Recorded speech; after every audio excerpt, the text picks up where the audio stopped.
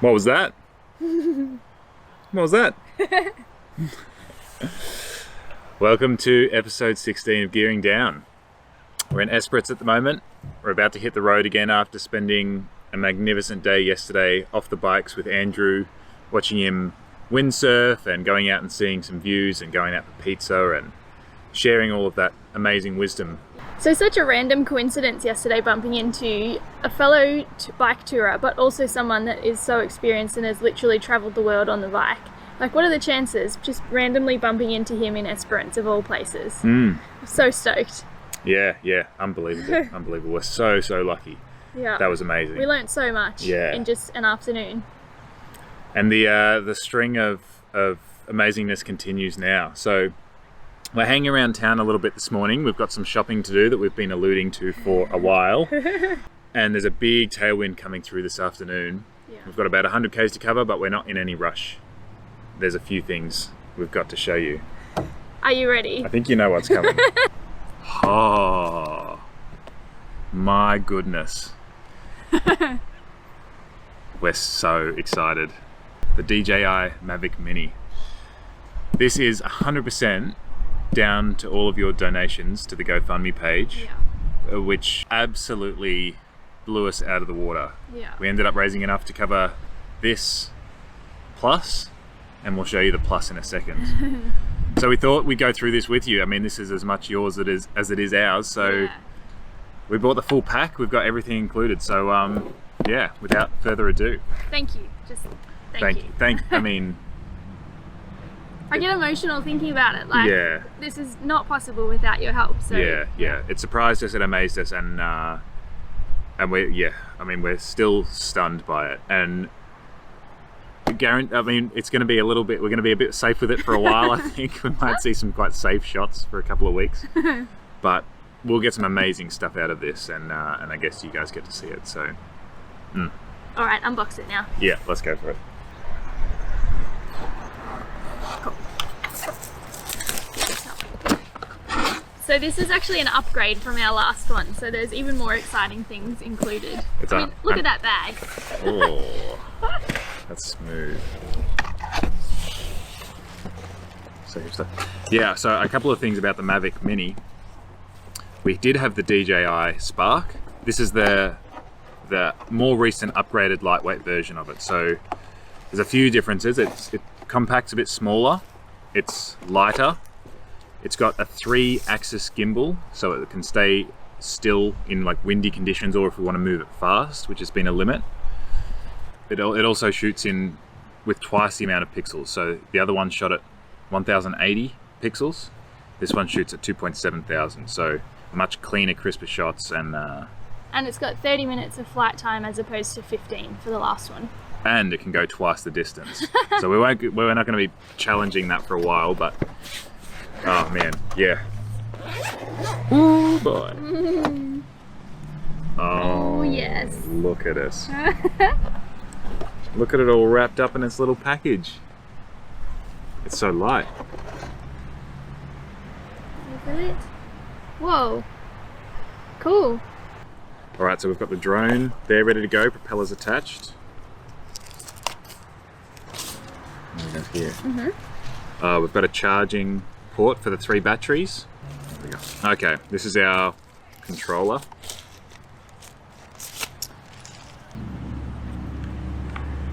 Oh man. Oh man. So many boxes. So many boxes. Alright, what have we got in here? This box is awesome. Looks like a shockproof, waterproof setup. Alright, we got some miscellaneous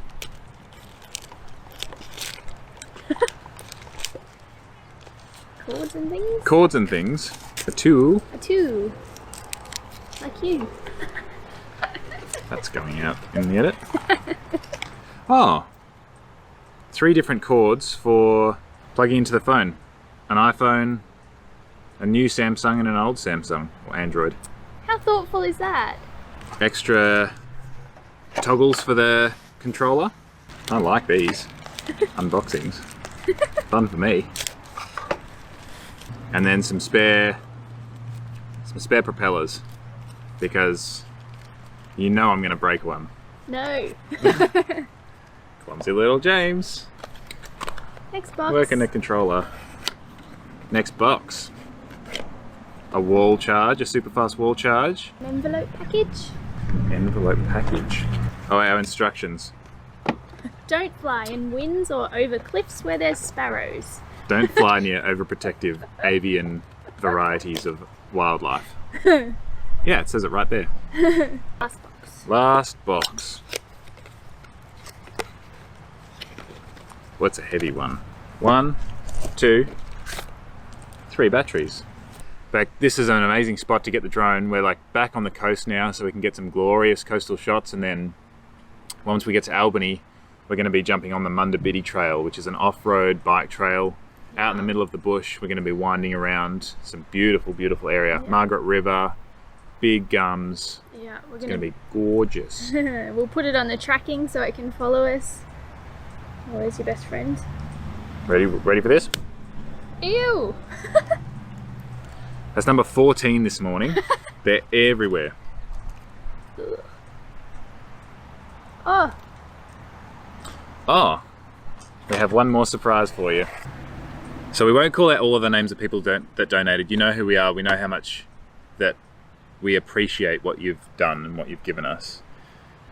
This donation was from Emily. It was a specific one for this bit of equipment, and we've been hanging on for so long for this.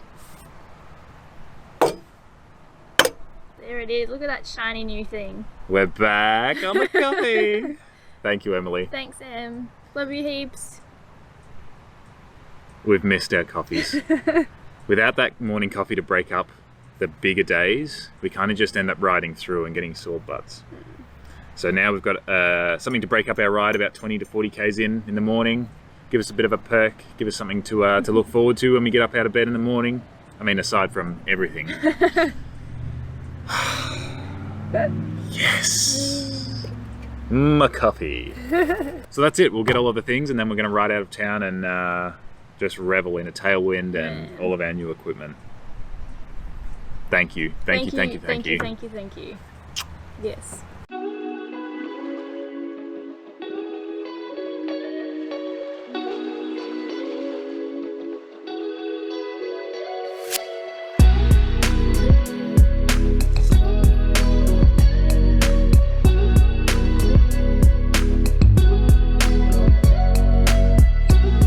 You know what time it is.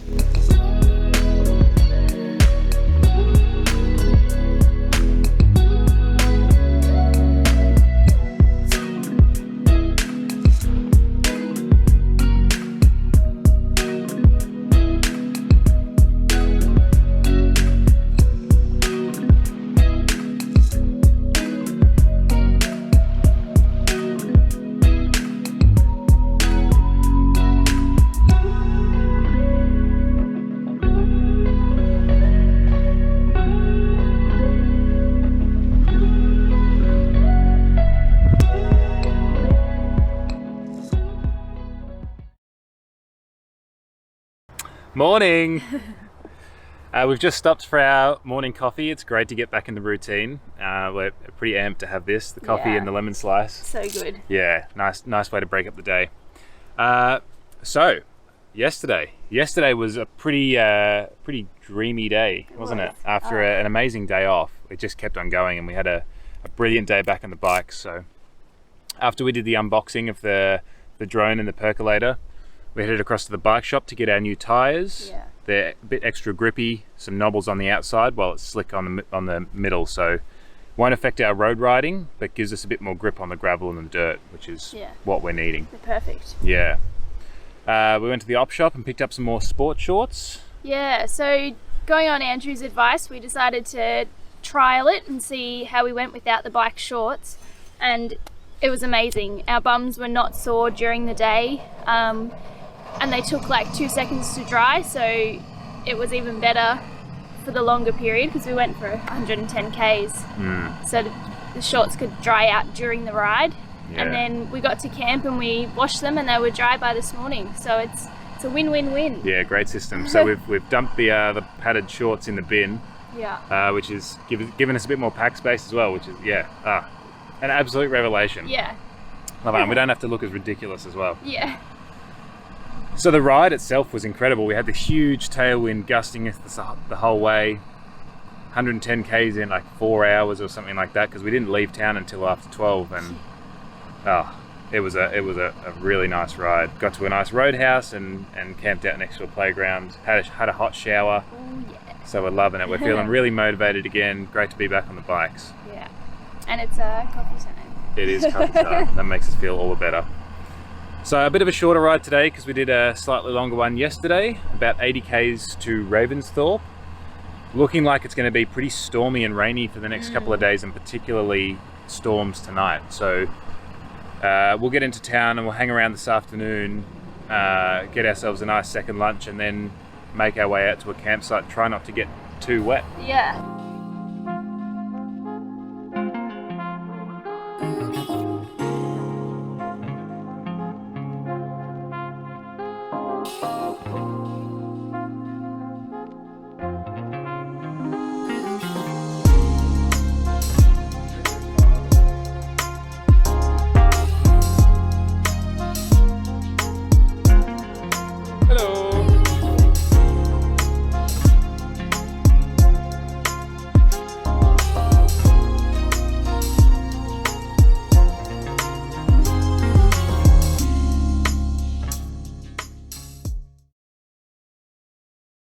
All right, so we're now just outside of Ravensthorpe.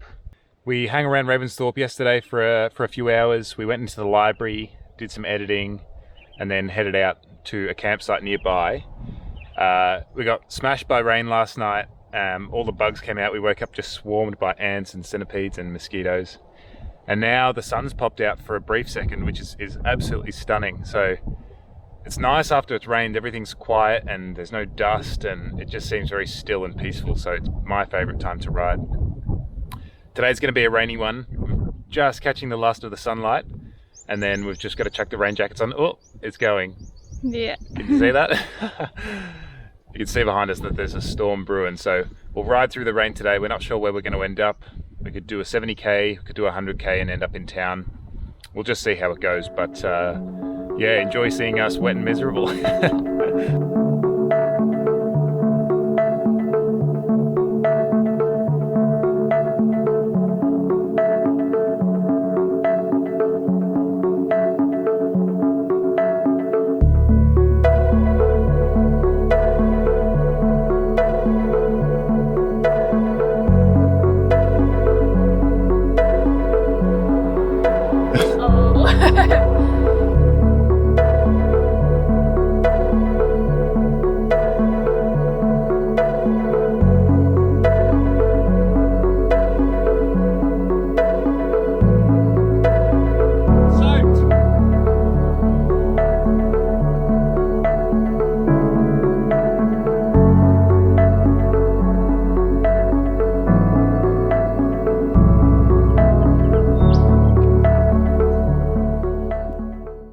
Alright, we made it to Jerramungup, which was 110 k's riding today. It was a beautiful, beautiful ride today. Very hilly, and our legs are definitely feeling it, but really lovely. Going through some nice forested areas, in and out of farms, but it seemed like a good mix. Yeah. So it's like a biosphere. So all the farmers and the conservationists are working together to kind of get that balance right, which is, really interesting actually. Got super wet today. Yeah. But it was actually a really pleasant, apart from being soaked to the skin, it was warm enough. The smell coming out of the forest was awesome. It was like this musky, woody, burnt kind of smell. It was a really pleasant ride. So we made it to town. We've had a warm shower. We're drying out our clothes at the moment. We've got a bit of sunshine poking through. And feeling good. Yeah, so we thought we might answer some of your questions from our 1 month review. So Scott wanted to know how we crossed the Victorian border and the South Australian border. We didn't have any issues. We just had all of the documents ready to go that they needed. And I'd just say direct you straight to the government websites. We can't really give any information on that. No. You'll just have to, tick all the boxes that they're needing at that point in time. Yeah. For us at the time, South Australia, we needed some paperwork done. Yeah. And we just crossed over the border and there was actually no one there. So we just took evidence that we crossed the border on that day in a photo. Yeah. And that was nice and easy. And then WA, we had to show the police at the border proof that we'd been in South Australia for 14 days. So it was a bank account and it was photos and even text messages, I think. So yeah, a little bit more in depth. But and the G2G app downloaded for Western Australia. Yeah. And they were pretty cruisy. They needed to see it all, but they were happy to let us go just purely for travel reasons. So that's it. That was nice and easy. Yeah, yeah. But definitely just check the government websites. That's the best advice we can give. Yeah. So Chris wanted to know how we keep all of our devices charged on the go, particularly all of our tech stuff, because we're recording and, now flying drones and things again. So the dynamo hubs on the bikes do a pretty good job for the most part. Yeah. They keep Libby's phone charged and then is able to keep the camera charged at the same time. Yeah. Mine, because I'm using Strava all the time, that's probably just charging the phone and keeping the lights going when we need the lights. So everything else, the computer is the only thing that can't plug into the hub, so we have to charge that in at towns and where we can get them. So whether it's booking into a caravan site like now, or trying to find a sneaky port near a public toilet, or going into a library, charging it that way. Yeah. And that's been fine. Like, we haven't had any well. days that we've been deviceless. No. So reasonably easy to manage, actually. Yeah. So Patrick wanted to know what the difference was between clipless shoes and clip-in shoes. So we're currently using clip-in shoes, and they've been amazing this trip. I'd say it probably gives you 27.3% more power. No, I think they're fantastic because you're getting the push down, but you're also getting the pull up on the pedals. I couldn't recommend them highly enough. Yeah. Once you get used to clipping out quickly, there'll be a few times when you fall off. Totally fine. Do it in your backyard. And then it becomes natural and you can clip in and out really quickly. Yeah. I guess the pitfalls of the clip-ins is it's a bit more expensive. But just find shoes that you can walk around in. Libs in particular, she can just walk around in them because they're not, racing shoes. Yeah, they're like runners that have the clip-in like in the sole, so there's nothing poking out. Yeah. And our pedals are also really great because one side has the clip-in part, and then you can flip the pedal over and it's just got a normal flat pedal. So if you didn't want to wear your clip-in shoes, that's also an option. Yeah. And I think we're finding that we're sitting probably 1 or 2 gears up from what we would if we weren't clipped in. Yeah. It's a good indicator. So our speed's a little bit up. Yeah. We're riding a little bit longer. The heels is much easier because you can get the up pull as well. And we're also noticing less pressure on our knees because we're not just pushing all the time. We're utilising like an extra 50% of the muscles in our legs. Yeah. We love them. Yeah. So David wanted to know how we're keeping ourselves hydrated, particularly crossing the Nullarbor in March. It was a good question. What we did early on when we were riding through Victoria was track how much water we were consuming on an average day. Yeah. And then particularly on like hot days, how much we were consuming. And we kind of found that it was about 10 litres. That's including like all of our washing, all of our cooking. 10 litres across a day would do us pretty well on a hot day. So 5 litres each. 5 litres each. So once we were out in the Nullarbor, we knew that's what we needed on the hotter days, and we just made sure that we could take 20 litres if we were out for 2 days, and we actually increased our capacity to 30 just in case there was longer days out. Yeah. We always carry a 750 milliliter bottle tucked away in my front pannier, just as if for emergencies. Yeah. And then we pack out the rest. Yeah. Through the Nullarbor, the water was tricky to get for free, but all the roadhouses sold water. Yes. Yeah. We also carry iodine tablets just in case the water's not potable or not, or straight out of a tank. Yeah. So we actually managed it pretty fine. All of the tanks that we came across had water in them. Yeah. It seems like February, March, middle of summer, Nullarbor wasn't as much of an issue as food, to be honest. Yeah, food was the big one. Yeah. Although saying that, it was a particularly wet year this year, so conditions vary all the time. Yeah. It's good to check in with locals before you head out. Yeah. So I think we'll just keep it at 4. We don't want to talk your heads off. We've got a few more questions coming in, so we'll just tick them off as we go through different episodes. And take them as they come. Send more in if you like. Yeah. Or if there's anything else you want us to do on the videos, let us know. So thanks for watching again. If you like what you're seeing and want to keep following along, make sure you hit that subscribe button down below. And we'll see you in 3 or 4 days, probably in Albany.